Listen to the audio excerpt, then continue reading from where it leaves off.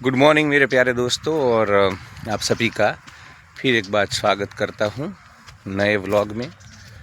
वैसे मैं चाहता था कि एक जगह पे बैठ के पूरा वीडियो शूट करूं, क्योंकि उसमें ये जो मैं वॉकिंग करता हूं तो थोड़ा डिस्टर्बेंस लगता है आपको देखने में भी, क्योंकि हमारे पास ऐसी सुविधाएं है नहीं। ऐसे ही नॉर्मल वीडियो बना लेते हैं हाथ में पकड़ करके मोबाइल को। बात यहाँ विचारों की सुंदरता की है और मौलिक विचार जो मैं आपके या भारतीय समाज तक पहुँचाना चाहता हूँ। तो इन सारी चीज़ों को मैं प्रार्थना करता हूँ कि इग्नोर किया जाए। काफ़ी सारी क्षतियाँ हो सकती है मेरे वीडियोस में, डिस्टर्बेंस हो सकता है, परंतु मेरे भाव को ध्यान में रखा जाए। तो आज बात करनी है डिंक के बारे में। Double income no kids. D मतलब डबल, आई मतलब इनकम, एन मतलब नो, के मतलब किड्स। तो पाश्चात्य जो देश हैं, स्कैंडिनेवियन देश हैं, या पूरा पश्चिम का जो जगत है जहाँ पे गोरे रहते हैं, उस सभ्यता में ये विचार नया नहीं है। वहाँ पे इस विचार को लेकर के काफ़ी समय से सोसाइटी में इम्प्लीमेंटेशन भी है, और लिव इन का या जो भी one night stand, hookup culture, ये सब कहीं ना कहीं पाश्चात्य जगत से ही फिर भारत की ओर आया है। उसी प्रकार डिंक यानी कि डबल इनकम नो किड्स की जो विचारधारा है वो भी पाश्चात्य दुनिया से आई, और भारत में इसका बड़े पैमाने पर स्वीकार हो रहा है। जो जैन जी है भारत में, जो 1997 के बाद जन्मे हुए लोग हैं, वो तो बड़े पैमाने पे इसका स्वीकार कर रहे हैं। मतलब आज से 10 साल के बाद तो आपको बहुत बड़ा प्रभाव डिंक का सोसाइटी के ऊपर देखने को मिलेगा, कि जिसमें लोग पति पत्नी या पार्टनर जो भी, शायद जो हमारा मैरिज इंस्टीट्यूट है, लग्न प्रथा, वो भी इतनी ज़्यादा मूल रूप में नहीं रहेगी, क्योंकि डिंक तो बाद की बात है। अब लोग मैरिज ही नहीं करना चाहते हैं। जो जैन जी हैं वो लगन, क्योंकि उनको बॉन्डेज लगता है, और उनके देखिए व्याज भी भारतीय होने के कारण जो एक रूढ़िगत मान्यताएं, एक पितृसत्ताक जो हमारा माहौल रहा है, उसमें हम कतराते हैं इन चीज़ों का स्वीकार करने में। परंतु मैं पूर्ण रूप से इसलिए स्वीकार कर रहा हूँ क्योंकि दूसरी जो भारत की जो पॉपुलेशन है, भारत में जो पॉपुलेशन की डेंसिटी है, अनएम्प्लॉयमेंट है, तो उसके कारण जो समस्याएं पैदा हो रही हैं, इनको लेकर के आने वाले दिनों में डिंक या फिर शादी न करना, लिव इन में रहना, इन सब चीज़ों को हमें स्वीकार करना होगा, क्योंकि पॉपुलेशन इतना है, 150 करोड़ का देश है। आप किसी भी रेलवे स्टेशन जाओ, किसी भी, अब रेलवे स्टेशन और बस स्टेशन तो हम यूज्ड टू थे कि भाई वहाँ पे तो भीड़ होती ही होती है। रेलवे एयरपोर्ट पे भी, अब एयरपोर्ट पे भी आप जाओ तो कितनी भीड़ जितनी रेलवे स्टेशन पे है। अरे दिवाली या छठ पूजा के दौरान जब लोग अपने नेटिव की ओर जाते हैं, तब इतनी भीड़ होती है, स्टैम्पेड हो जाते हैं भारत में, और भगदड़ में लोग मर जाते हैं। तो आप समझ सकते हो कि यहाँ पे कितनी सारा पॉपुलेशन का ये बहुत बड़ा मुद्दा है। दूसरा मैं आपको बोलूँ, मैं अफ्रीका में था 2007 से लेकर 2011 तक, और पूर्वी अफ्रीका में केन्या, युगांडा, तांजानिया, जिम्बाब्वे, नीचे मालावी और साउथ अफ्रीका तक मैंने प्रवास किया उन 3-4 सालों में। तो वहाँ पे ज़्यादा आपको पॉपुलेशन ही नहीं दिखेगा। मतलब आप 200 किलोमीटर जा रहे हो, बीच में कोई मकान नहीं, कोई आपको ना आदमी की जात, पूरा सन्नाटा, सुनसान आपको पूरा माहौल लगेगा। और तब जब मैं भारतवर्ष में आता था, भारत में, तो थोड़ा मुझे, देखिए आप जब भारत में ही हो तो आप यूज्ड टू होते हो भीड़ भाड़ के, इस जो पॉपुलेशन है हमारा, उन चीज़ों के। जब आप बाहर जाते हो और कुछ साल रहकर वापस आते हो, तो आप स्वीकार नहीं कर पाते हो जो भीड़ भाड़ इधर होती है, जो केओस यहाँ पे है। तो उस वक्त मुझे बड़ा ही, जैसे ही मैं अहमदाबाद एयरपोर्ट पे आता था, दिल्ली आता था, तो ये पूरा हॉन्किंग कार्स, लोग, कीड़े मकोड़े, झिंगुर की तरह जो इधर से उधर भागने वाले, हमारा लोअर मिडिल क्लास। तो वो बुरा मुझे बड़ा ही मतलब ऐसे पेनफुल लगता था कि मैं कैसे यहाँ पे सरवाइव कर पाऊँगा। ठीक है, अपनी धरती है, अपना वतन है। थोड़े दिनों के बाद फिर हम इसी माहौल में, इंसान का मन ही ऐसा है कि जहाँ रहता है धीरे धीरे उसको स्वीकार कर लेता है परिस्थितियों को। ऐसे ही ये ब्रेन हमारा डेवलप हुआ है एवोल्यूशन में। ऐसा नहीं होता तो इंसान कभी भी सर्वाइव नहीं कर पाता, क्योंकि इंसान के हाथ में नहीं है। और भारत में तो सिचुएशन ऐसी है कि आपके अनुसार कुछ नहीं चलेगा। आप थोड़ी ना स्कैंडिनेवियन देश में जन्मे हो, नॉर्वे, फिनलैंड, स्वीडन में। तो फिर तो स्वीकार कर लिया मेरे दिल, दिमाग, मन ने, आत्मा ने। परंतु पॉपुलेशन एक बहुत बहुत बहुत बड़ी समस्या है। हिल स्टेशनों पे आप देख लो यार, आप मतलब समर में आप मनाली जा नहीं सकते हो। मैं मनाली था इसी साल समर में, कैंपिंग कर रहा था। गुजरात से मेरे साथ बच्चे थे और वहाँ पे आप देखो तो एक जोगिनी वाटरफॉल है, वहाँ का ट्रैक हमने सुबह में शुरू किया।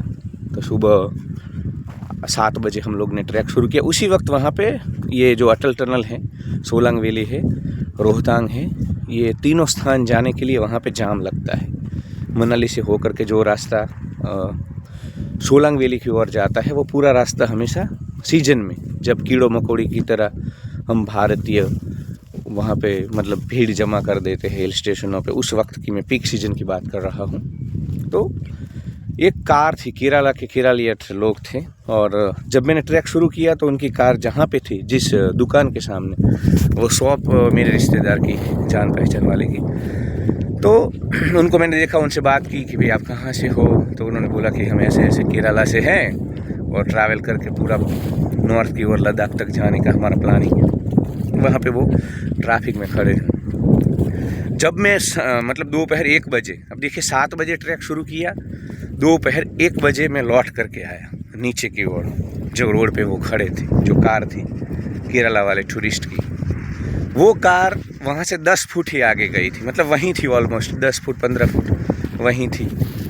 तो यार जब उनके मायूस चेहरे देखे, थके हुए चेहरे देखे, इरिटेटिंग चेहरे देखे, तो मुझे बड़ा ताज्जुब हुआ कि यार लोग इतना ट्रैवल करके हिल स्टेशंस में हिमालय का आनंद लेने आते हैं, हिमालय को फील करने के लिए आते हैं, परंतु जो रील्स में देखते हैं और जो उनको रोमांच का अनुभव होता है, वैसा फिर इधर कुछ नहीं हो रहा है। यहाँ पे तो आपको ऊपर से ड्रोन से ना कोई विजुअल्स दिखाएगा, ना 360 डिग्री व्यू दिखेगा, आपको बस यही भीड़ भाड़। तो जो एक वर्चुअल एक्सपीरियंस होता है भारत के हिल स्टेशन का, वो एक्सपीरियंस आपका फिर यहाँ पे नहीं रहता है। और इसका कारण यही है कि वास्तविकता ही अलग है। पॉपुलेशन, भारत में इतनी पॉपुलेशन है कि हमारे जो हिल स्टेशन है वो सक्षम नहीं है इस भीड़ को हैंडल करने के लिए। तो पॉपुलेशन एक बहुत बड़ी समस्या है। इसलिए ये जो वन नाइट स्टैंड, शादी न करना, लिव इन में रहना, या DINK, double income, no kids वाली मान्यता है यहाँ पे। अनएम्प्लॉयमेंट है, सबसे ज़्यादा लोअर मिडिल क्लास हैं, सब बेचारे EMI का बिल भर रहे हैं, सर्वाइव कर रहे हैं। तो कौन बच्चा करेगा। प्राइवेट स्कूल की आप स्थिति देख लो भारत में आज। तो प्राइवेट स्कूल्स में आपको, मैं अहमदाबाद गया था तो मेरे दोस्त ने, उसकी बच्ची है जूनियर KG सीनियर KG, पता नहीं, हमारे समय में तो बाल मंदिर था, फिर सीधा स्कूल शुरू हो जाता था। अभी तो ये सीनियर KG जूनियर KG। આવી જો આપણા વિડીયો રોવા જોઈએ, એટલે વચ્ચે કોઈક નીકળે તો વાત કરવાની પાસે અહીંયા જાય ને પડે જ ને। આવું હેઠતો અહીંયા પહોંચવી લો, થોડી શૂટિંગ થઈ। तो जो मेरा दोस्त है वो जूनियर KG सीनियर KG में उसकी बच्ची का एडमिशन लेने के लिए हमें अहमदाबाद में जाना था। तो उसकी फ़ीस कुछ थी 60,000 रुपये। अब मेरा पूरा जीवन, मैंने LLB की, BA विद संस्कृत किया मैंने 2007 में, मेरा ख़त्म हुआ पढ़ना, और उसके बाद LLB मेरा ख़त्म हो गया 2-3 साल में। तो मैक्सिमम मैंने जो फ़ीस पे की ना, वो 1500 थी, सालाना 1500 रुपये फ़ीस मैंने मैक्सिमम दी होगी। और देखिए मैक्सिमम मैंने 1500, और आज देखिए तो 60-70 हज़ार। तो इधर अभी फर्स्ट स्टैंडर्ड में भी नहीं है वो बच्ची मेरे दोस्त की, वो सिर्फ और सिर्फ जूनियर KG सीनियर KG में ही है। तो एजुकेशन हमने मतलब वाट लगा रखी है, बच्चे ग्राहक हैं और स्कूल है वो धंधा कर रही हैं। तो आप लोग, हम जब भारतीय मानसिकता में जब ये डिंक की बात आती है, लिव इन की बात आती है, तो हम बड़े ही हमारे संस्कार वो हो जाते हैं और हम डंप करते हैं हमारी इतनी संस्कृति, सभ्यता, प्राचीन। तो ठीक है, आप ये बड़ी बड़ी बातें कर रहे हो आपकी सभ्यता की, परंतु आपने ही पूंजीवादी व्यवस्था ऐसी बनाई है कि इंसान सांस नहीं ले रहा है और आपकी इसी व्यवस्थाओं के कारण एक ही इंसान आज कमा रहा है अभी भी। अब मेट्रोपॉलिटन सिटीज़ को छोड़ दो, आप दिल्ली को, बॉम्बे को, बेंगलुरु को, ज़्यादातर भारतवर्ष हैं पूरा जो 150 करोड़ लोग हैं, उसमें कितना फैमिली होगा जिसमें सब लोग काम पे जा रहे हैं और आमदनी हो रही है। आज भी पुरुष प्रधान ये सोसाइटी है और पुरुष ही कमाता है और पुरुष के जिम्मे ही EMI के सारे बिल्स हैं पे करने को। तो आपको वैसे पैट्रियार्क सोसाइटी में चलना है और आपको अनुकरण करना है, मतलब अभी जो आप भौतिक रूप से जो भी आपको सुविधाएं चाहिए वो आपको डेवलपिंग नेशन जैसी चाहिए। तो कहीं ना कहीं हिपोक्रेसी, सबको कमाना चाहिए और उसके बाद ये जो सुख सुविधाएं भोगने की जो मंशा रखते हैं उसको रखना चाहिए। तो प्राइवेट स्कूल, और फिर प्राइवेट स्कूल में मैं आपको बताऊँ, ये तो मैंने आपको खाली एजुकेशन की फ़ी, आपका बच्चा वहाँ पे प्रवास पे जाएगा, उनकी टूर होती है, उसके खर्चे। अब तो प्रेशर बना है कि बैडमिंटन भी खेलना है, क्रिकेट स्पोर्ट में भी उसको वो होना चाहिए। माँ बाप की ऐसी महत्वाकांक्षाएं होती है, भारत का जो लोअर मिडिल क्लास है उस फैमिली की, तो फिर अपने बच्चों के ऊपर वो भी प्रेशर डालते हैं कि आप पढ़ाई करो, ट्यूशन में जाओ, उसके बाद ये सब स्पोर्ट बोर्ड भी करो। तो कुल मिला करके ये सब करते करते कुछ ज़्यादा समय बचता नहीं है बच्चे के पास, वो भी तनाव में रहता है।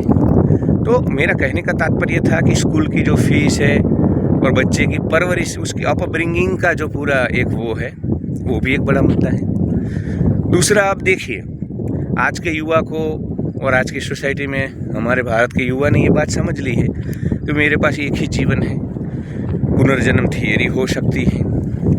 तो अब वो जन्मांतर वाला खेल ज़्यादा चल नहीं सकता है भारत के मार्केट में।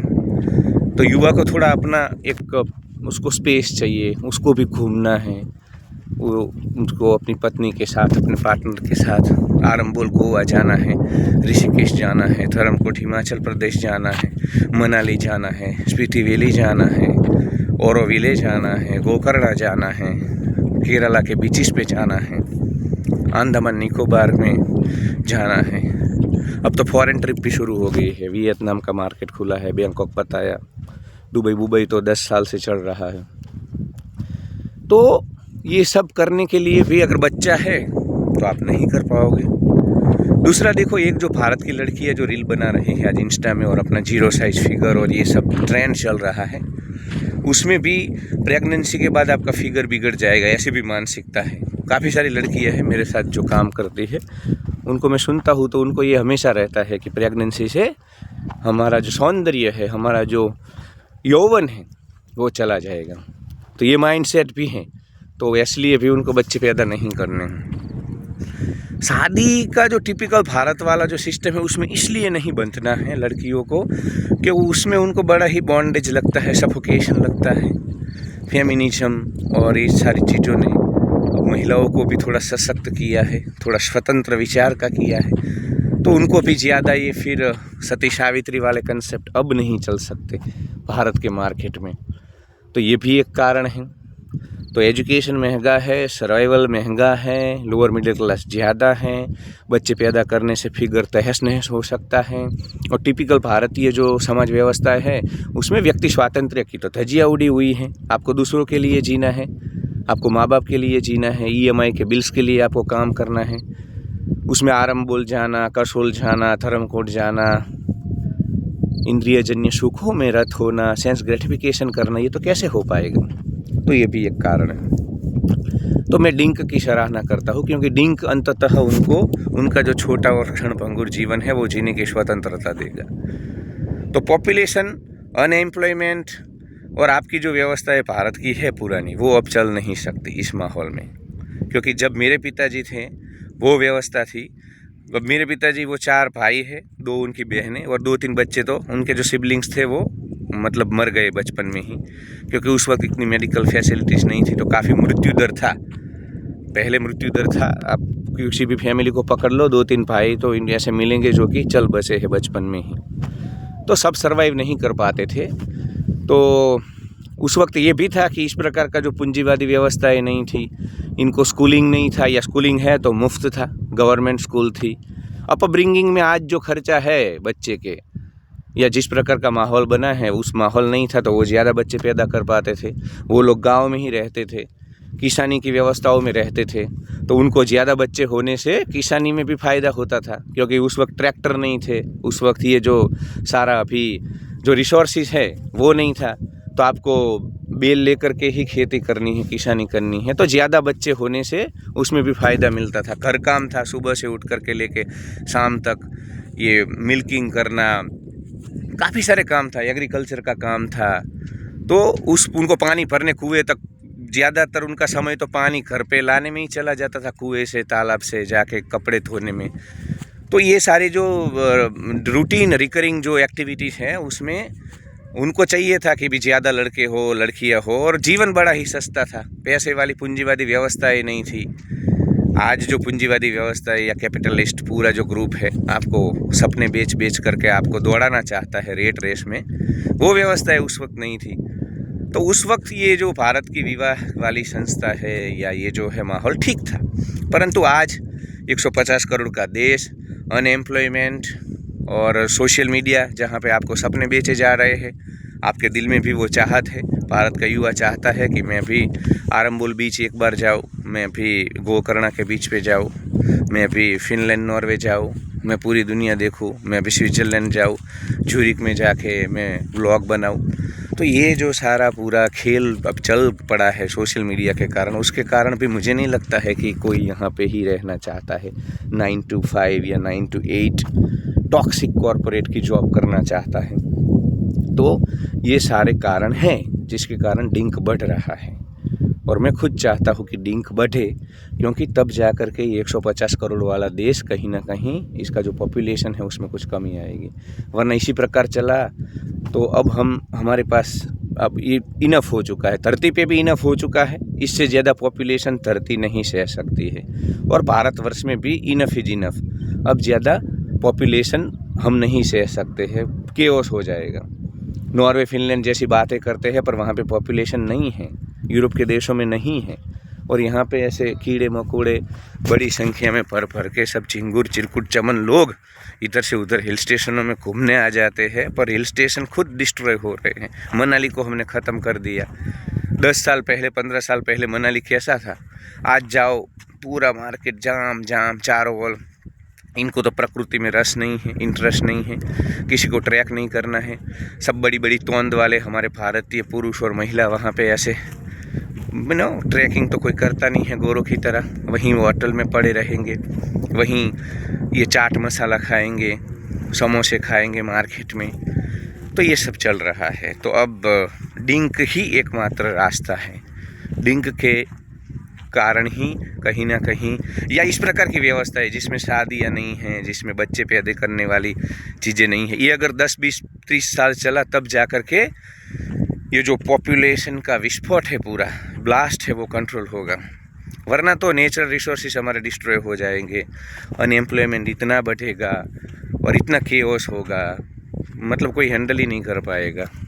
तो ज़रूरत है डिंक की। और दूसरा मुझे पसंद है क्योंकि डबल इनकम होगी, दोनों कमा रहे होंगे तो अच्छा जीवन जी पाएंगे, दोनों घूम पाएंगे, उनको उनका समय मिलेगा, प्रकृति के भीतर जाएंगे, दोनों कमा रहे, दोनों फ्लाइट लेकर के हिल स्टेशन जा सकते हैं, साल में 4-5 बार घूम सकते हैं, अपने जीवन को आनंद से व्यतीत कर सकते हैं।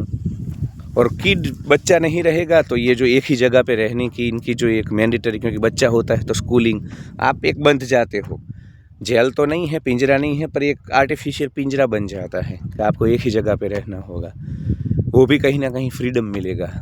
तो आज के लिए जिस प्रकार का भारत में माहौल है, पॉपुलेशन को लेकर के, अनएम्प्लॉयमेंट को लेकर के, पूंजीवादी व्यवस्था को लेकर के और व्यक्ति स्वातंत्र्य की, ह्यूमन राइट्स की जो धज्जियाँ उड़ी हुई हैं, उसमें मुझे लगता है कहीं ना कहीं डिंक एक आदर्श व्यवस्था हो सकती है। धन्यवाद।